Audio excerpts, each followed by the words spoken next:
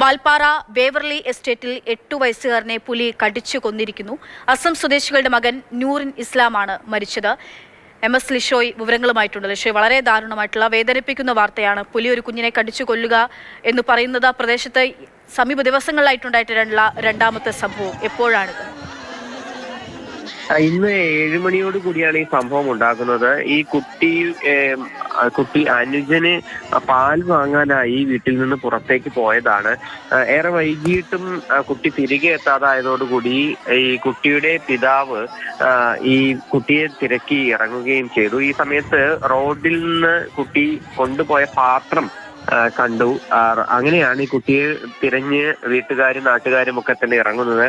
പിന്നീട് നടത്തിയ വിശദമായ പരിശോധനയിലാണ് അവിടെ നിന്ന് അല്പം മാറി ഈ കുട്ടിയുടെ മൃതദേഹം കണ്ടെത്തിയത്. പുലി കടിച്ച നിലയിലായിരുന്നു ശരീരത്തിന്റെ ചില ഭാഗങ്ങൾ ഈ പുലി ഭക്ഷിച്ചിട്ടുമുണ്ട്.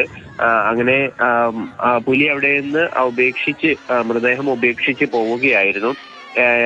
ഈ സംഭവത്തെ തുടർന്ന് വലിയ പ്രതിഷേധമൊക്കെ തന്നെ വാൽപ്പാറയിൽ നടക്കുന്നുണ്ടായിരുന്നു. കാരണം കഴിഞ്ഞ 2 ആഴ്ച മുൻപാണ് മറ്റൊരു 4 വയസ്സുകാരിയെ വീടിന്റെ മുറ്റത്ത് കളിച്ചുകൊണ്ടിരിക്കുന്നതിനിടയിൽ ഈ പുലി പിടിച്ചു കൊണ്ടുപോവുകയും പിന്നീട് ഏറെ തിരഞ്ഞ് ഏകദേശം 12 മണിക്കൂറോളം തിരഞ്ഞതിന് ശേഷമാണ് ആ കുട്ടിയെ കണ്ടെത്താനായി കഴിഞ്ഞത്.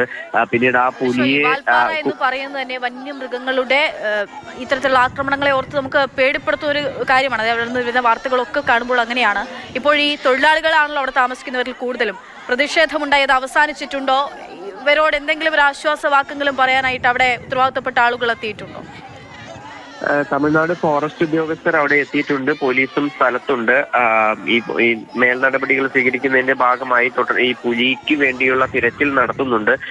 പക്ഷേ ഈ പുലിയെ ഇനിയും കൂട് വെച്ച് പിടിച്ച് ഈ കഴിഞ്ഞ ദിവസം പിടികൂടി കാടിനകത്തേക്ക് വിട്ടയച്ച പുലി തന്നെ തിരികെ വന്നതാണ് എന്നുൾപ്പെടെയുള്ള ഒരു സംശയമാണ് അവിടുത്തുകാർ പ്രകടിപ്പിക്കുന്നത്. ആ കാര്യങ്ങളിലൊന്നും തന്നെ ഒരു വ്യക്തത ഇല്ല എങ്കിൽ പോലും അങ്ങനെ ഒരു ആക്ഷേപം നാട്ടുകാരുടെ ഭാഗത്തു നിന്നുമുണ്ട്. കൃത്യമായ ഒരു സമീപനം വനംവകുപ്പ് ഉദ്യോഗസ്ഥരുടെ ഭാഗത്തു നിന്നും ഉണ്ടാകണം എന്ന ഒരു ആവശ്യമാണ് നാട്ടുകാർ മുന്നോട്ട് വെക്കുന്നത്. എന്തായാലും ഇതിൽ പ്രതിഷേധം ഉണ്ടായിരുന്നു. ഈ വനംവകുപ്പും പോലീസും ഉൾപ്പെടെയുള്ളവർ ഈ പ്രതിഷേധം തണുപ്പിക്കാനായി ശ്രമിക്കുന്നുണ്ട്. പക്ഷേ അതേസമയം തന്നെ കുട്ടിയുടെ മൃതദേഹം മറ്റു നടപടിക്രമങ്ങൾക്കായി ആശുപത്രിയിലേക്ക് മാറ്റുകയും ചെയ്തിട്ടുണ്ട്.